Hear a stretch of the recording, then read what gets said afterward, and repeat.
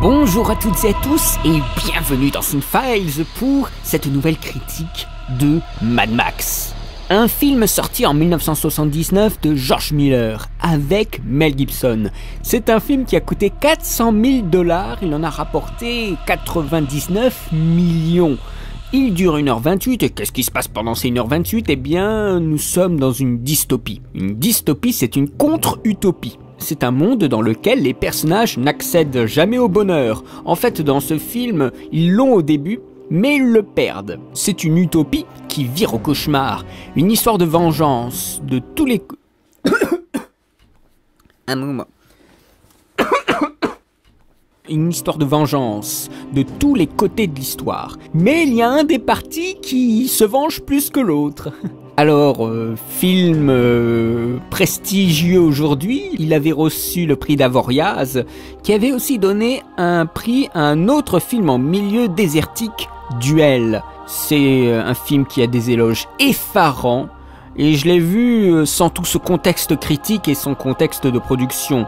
Il ne m'a pas plus impressionné, mais grâce aux recherches que j'ai pu faire par la suite, le film mérite vraiment son statut. Alors c'est une critique qui contiendra des spoilers, je préfère vous le dire d'emblée, mais je pense que c'est un film suffisamment classique pour que vous l'ayez vu. Donc c'est parti, nous allons rentrer dans les méandres de Mad Max. Nous pouvons commencer en disant que le passé de Miller, donc du réalisateur George Miller, en médecine se reflétait dans le film. En effet, Max Rokitansky fait référence au baron Karl von Rokitansky, qui développa une procédure pour retirer les organes lors d'une autopsie, une procédure qui porte son nom de famille. George Miller était un médecin qui travaillait aux urgences. Il avait vu beaucoup de blessures et des décès qu'on voit dans le film. Ici, un brûlé par exemple, c'est un témoin de nombreux accidents de voiture. Il rencontra Byron Kennedy, avec qui il réalisa cette petite aventure cinématographique. Une histoire plus crédible si elle est rattachée à un contexte de l'époque. Et d'après ses observations, les effets du choc pétrolier en 1973 sur les automobilistes australiens, il imagina un monde dans lequel les actions étaient désespérées. C'est un film sur des gens qui feraient n'importe quoi pour garder leur véhicule. C'est un pays qui est indéterminé, un cadre général. On peut alors projeter dans le film n'importe quel pays qu'on a en tête. La violence, le désespoir et la folie sont universels. C'est un futur misérable, une ambiance sans foi ni loi. Et on introduit très vite, dès la première image, la notion de justice. Et une milice plus ou moins disciplinée se met en place dans la première séquence d'action. C'est un scénario de série B. Notre héros tue un mec, les autres se vengent et donc lui-même décide de se venger de ses vengeurs. Je m'attendais à quelque chose de plus post-apocalyptique, mais parce que le deuxième et le troisième sont dans cet univers. Mais ici, ce n'est pas vraiment le cas. Nous sommes plus dans un western, avec des scènes de malaise. Quand les motards arrivent en ville, ils foutent la merde, clairement, et c'est purement une scène de western. C'est également un film dépassé par des choses bien plus violentes aujourd'hui, mais à l'époque c'était un film d'une extrême violence. Un film qui a perdu tout son impact en termes de violence par rapport à ce qu'on fait aujourd'hui. Mais si nous nous remettons dans le contexte de l'époque, c'était un film vraiment très ancré dans une violence dont on n'avait pas l'habitude. Une violence graphique, une violence en termes de situation. On peut parler des thèmes, la masculinité en crise, puisqu'il y a une remise en cause de son statut, du statut du héros. Également l'homme et l'environnement, puisqu'il se déplace tout le temps en voiture, donc il y a un grand travail sur la route, sur le déplacement de l'homme, sur son avenir. Une remise en cause qui est typiquement des années 70, et nous retrouvons cela également dans les tenues, dans les coupes de cheveux. On y va au cliché pour faire contraster volontairement les deux univers, c'est-à-dire l'univers post-apocalyptique et l'univers des années 70. On montre des policiers sur le fil du rasoir de l'équilibre mental. Au début, on en voit un d'ailleurs se rincer l'œil. Par exemple, on a le personnage de Jim Goose, qui est un plaisantin motivé par son boulot. C'est un mec qui fait des blagues, mais qui est compétent. Et lorsqu'on le voit ramasser une pauvre jeune fille victime du gang, on le découvre alors sensible et attentionné. Donc c'est quelqu'un qui fait quand même son boulot. C'est quelqu'un qui m'a semblé positif au final. Visiblement, il prend les choses très à cœur et c'est le premier personnage semblant avoir une approche sensible, humaine de la situation. Je vous parle de Jim Goose en premier, mais il y a quand même notre héros, la représentation du héros traditionnel, Max. Interprété par Mel Gibson, assez inégal. Mais c'est peut-être du fait qu'il n'a que 23 ans quand il interpréta ce rôle, du surjeu pour les émotions fortes et du non-jeu également. Je pense que Ryan Gosling s'est peut-être inspiré de ce rôle pour jouer certains rôles qu'il joue, par exemple The Driver, dans Drive justement. Je pense qu'il y a une petite influence peut-être... Ce que je peux reprocher, c'est que les liens de famille sont pas très perceptibles. Je trouve que l'enfant, son enfant, donc dans le film, est une vague ombre. Il n'y a pas trop d'importance et par rapport à la femme, pas des masses non plus. Enfin, en fait, les liens familiaux ne me semblent pas assez présents. Je pense que quelques lignes de dialogue en plus auraient pu aider. Une caractérisation un peu plus forte des personnages aurait aidé à voir la relation entre eux. On croit que la petite amie est fâchée, puis après ils sont soudainement amoureux, puis après elle fait l'idiote. Même si ce n'est pas très clair, ça reste un amour chaste et innocent. Et dans ce film, on ferait n'importe quoi pour garder sa famille auprès de lui. Quand on est amoureux, on n'a plus trop notre tête. Et Miller pousse la métaphore sur la surdité et l'incompréhension en montrant Jesse faire des signes à Max pour finalement lui dire devant son air ahuri ça veut dire que je t'aime, idiot. La relation n'est pas très clairement établie à mon sens. En fait, il n'y a que 3 scènes qui le montrent clairement. On va dire que ça suffit, mais pour moi, ça me suffisait pas clairement. Il y a quelque chose qui ne tient pas la route dans ce scénario. Je pense que c'est la gestion du temps. Parce que ça met beaucoup de temps pour que Max devienne mad vers plus d'1 heure du film. On doit vraiment attendre un sacré moment. Mais il faut faire évoluer le personnage, j'en suis conscient. Ça ne déçoit pas, mais on aurait souhaité peut-être un peu plus. Ainsi, le chagrin de Max ne se fait pas dans des scènes de désespoir lacrymal, mais on passe dans le durcissement de son regard, plutôt que le regard vide, ou plutôt, je devrais dire, son regard vide dans un premier temps, avec Goose par exemple. Et après, l'impassibilité de son visage et, comme nous le montre la fin du film, un certain apaisement émotionnel remplit l'écran. Le manque d'histoire nous montre pas assez le lien fort entre Max et sa femme. C'est un peu métro boulot dodo quoi.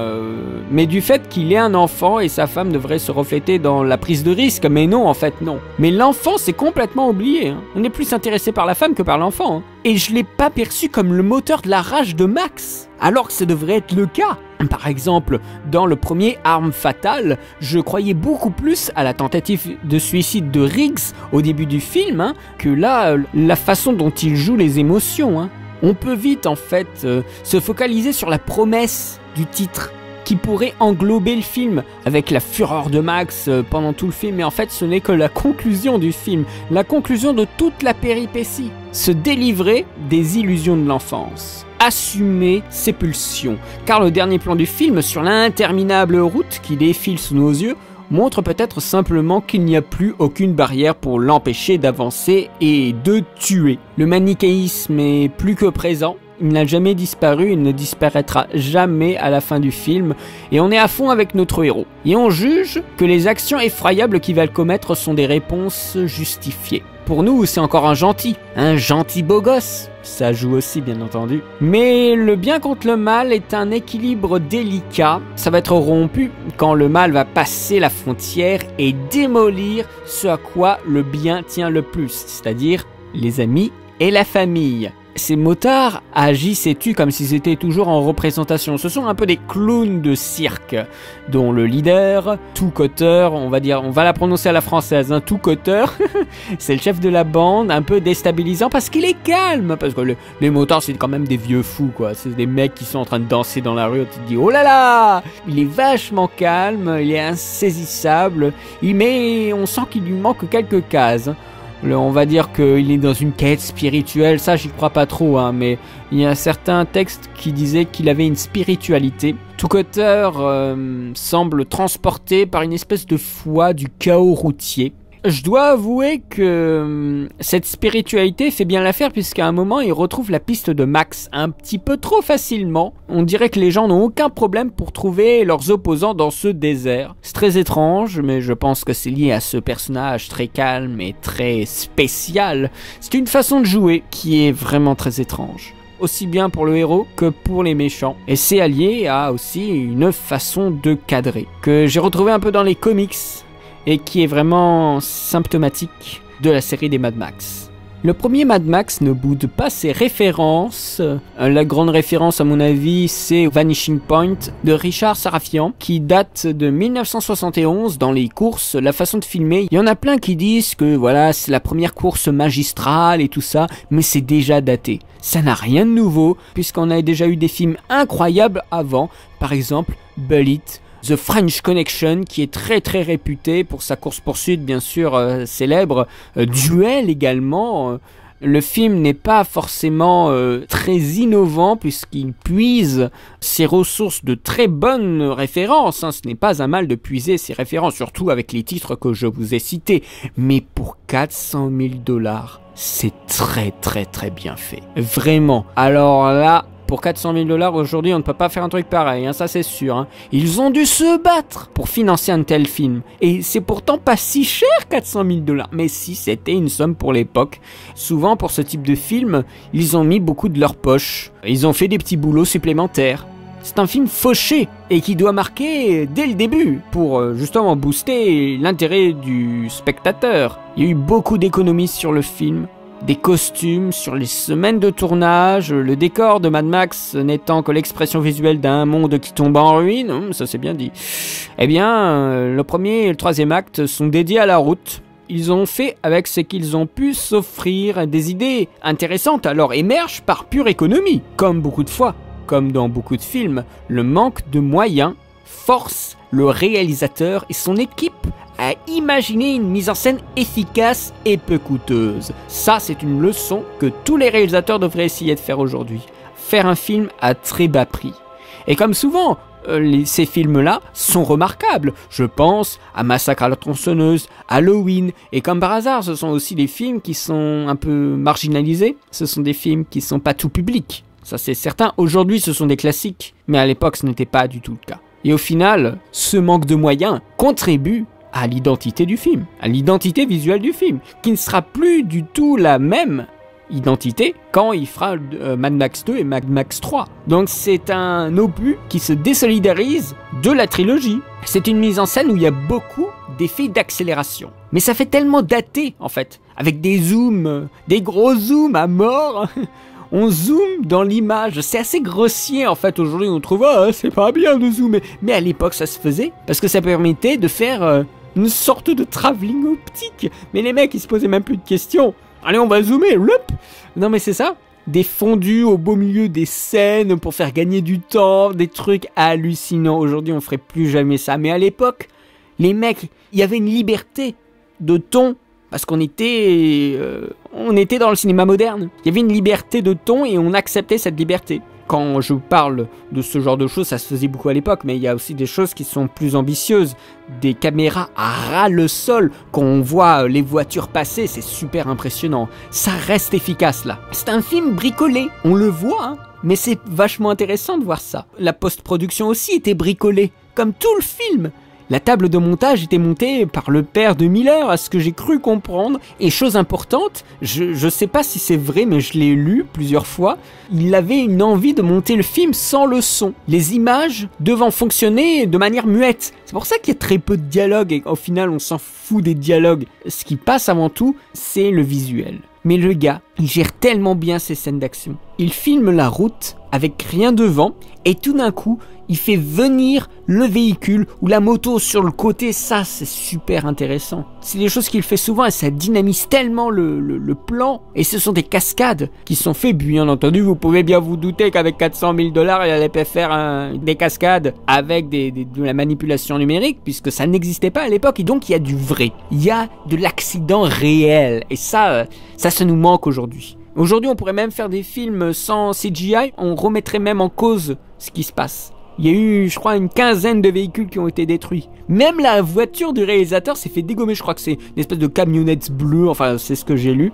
Et bien entendu, nous sommes à l'époque où il y a de la véritable casse automobile et des gens qui peuvent être blessés. Donc c'est un film qui a été fait dans la souffrance, mais ce sont des professionnels qui ont fait ça. Et ils nous livrent avec toutes ces cascades et ces courses-poursuites un monde de la route comme on ne l'a jamais vu à cette époque. Et il en résulte, bien, comme on l'avait jamais vu ça à l'époque, ça a été très mal reçu. Vous pouvez bien vous douter qu'aux États-Unis, ce film n'allait pas passer comme ça, hein. Il a été classé Rated R, Restrict. Donc aux États-Unis, il fut entièrement redoublé parce qu'il y avait un argot australien, alors c'était pas possible de comprendre quoi que ce soit, pour les quelques dialogues. C'est ça qui est dingue. Il y a très peu de dialogue dans le film. Mais les quelques dialogues, oh bon, on redouble. On redouble. C'est génial. Non, ça, ces films qui sortent des ténèbres et de la boue et qu'on refout dans la boue et qui continuent encore à s'élever aujourd'hui, ils sont très très haut dans le ciel. Moi, je trouve ça formidable, quoi. Et je voulais vraiment dans cette vidéo vous parler aussi de toutes ces merdes qu'a reçu le film. Et finalement, il a pu se battre contre l'opinion publique. Ça, c'est formidable. Ça, c'est des grands films. Des films qui ressortent du tréfonds des enfers et qui arrivent à être érigés en tant que classiques. Ça, j'aime beaucoup. Alors, il a été le Rated R aux États-Unis. Il y a eu du mépris, de l'incompréhension. Il a été interdit dans plein de pays. Il faudra attendre le deuxième opus pour que le premier film soit un peu plus reconnu. Et en France, il fut classé X. Eh oui, avec les films porno. Amputé de quelques scènes à sa sortie, puis il a été réévalué, interdit au moins de 16 ans. Toujours en France, hein. Il a été qualifié de film sadique, avec des meurtres d'enfants, dégueulasses, incohérents. Des critiques comparaient même Mad Max à Mein Kampf. Et quand je dis classé X comme ça en France, quand je dis X, c'est pas juste X, mais dans les années 70 et 80, les films X n'étaient pas projetés dans les salles normales. Mais ces films X étaient projetés dans des cinémas qui projetaient que du X. Donc tout d'un coup, on avait notre film porno, hein, avec des trucs sexuels, et après, tout d'un coup, on avait un film sur la route, avec Mel Gibson, voilà. Donc Mel Gibson, il a travaillé dans le X, quoi. Mais on peut dire ça comme ça. C'est un tout autre circuit, et de tout autres horaires, avec ces salles de cinéma. Et aujourd'hui, il est reconnu pour une représentation de la violence, une représentation de la violence routière parmi les films les plus rentables au monde et parmi les films les plus reconnus pour le post-apocalyptique. C'est un film pour les amoureux de voitures et les amoureux de la casse. J'ai vu beaucoup d'articles avec beaucoup d'infos sur les modèles de voitures, leurs performances. Il y a une véritable fascination pour les véhicules de cette série de films. Une véritable appropriation du film par ses fans aussi. La suite est un véritable enfer mécanique qui va encore au-delà de ce que présente déjà le premier. Qu'est-ce que je peux vous dire sur ce premier-là? Quelle note je peux donner à Mad Max? Ce n'est pas mon préféré, ça c'est clair, mais il propose plein de choses innovantes. Vous aurez bientôt une analyse de séquence, bien entendu, d'un passage de ce film. Qu'est-ce que je peux dire sur Mad Max? Quelle note je peux lui mettre? Je lui mettrai un 14,5 sur 20. Si je dois aussi faire confiance à ce que j'ai ressenti par rapport à ce film, c'est-à-dire pas grand-chose, faut dire ce qui est, c'est pas un film qui m'a marqué beaucoup. Curieusement, j'ai plus été marqué par le troisième, celui que les gens détestent le plus. Allez savoir pourquoi, mais en aucun cas, Mad Max, premier du nom, est un mauvais film. C'est un classique. Absolument. Je vous invite à le voir. C'est le premier opus d'une série qui n'est pas très connue. Alors bien sûr aujourd'hui il y a le Mad Max Fury Road qui va arriver. Alors bien sûr il y a un engouement. Mais la série n'est pas franchement citée souvent. On pense toujours Retour vers le futur, Star Wars et tout ça. Mais Mad Max, ça ne vient pas à toutes les lèvres. C'est un film et une série qui mérite d'être vue un peu plus. C'est pour ça que je vous fais des vidéos pour parler un petit peu de ces films. Voilà, Mad Max. Donc, j'espère que cette présentation de film, cette petite critique, vous aura plu. N'hésitez pas à me faire vos retours en commentaire, hein, si peut-être j'ai oublié certaines choses, si vous avez des informations supplémentaires sur le film. C'est toujours très intéressant de voir un petit peu ce que ce film a dans le ventre, avec tout le contexte historique de production qu'il y a autour de ces films, qui est très très dense et qui a été posé sur le papier. On a des archives, hein, on a des livres qui sont consacrés entièrement à Mad Max. Il y a un livre livre anglais, je crois, qui est entièrement consacré à cette série de films. C'est formidable. Je trouve ça vraiment formidable. C'est pour ça que j'ai envie de parler de films de ce calibre. N'hésitez pas, voilà, à me faire des retours. En tout cas, la semaine, elle commence sur les chapeaux de roue. Oh, ça, c'est de la transition. Donc oui, je vous souhaite voilà, une très bonne journée, une très bonne semaine. Et je vous donne rendez-vous très bientôt pour la suite des vidéos sur l'univers de Mad Max. Allez, salut!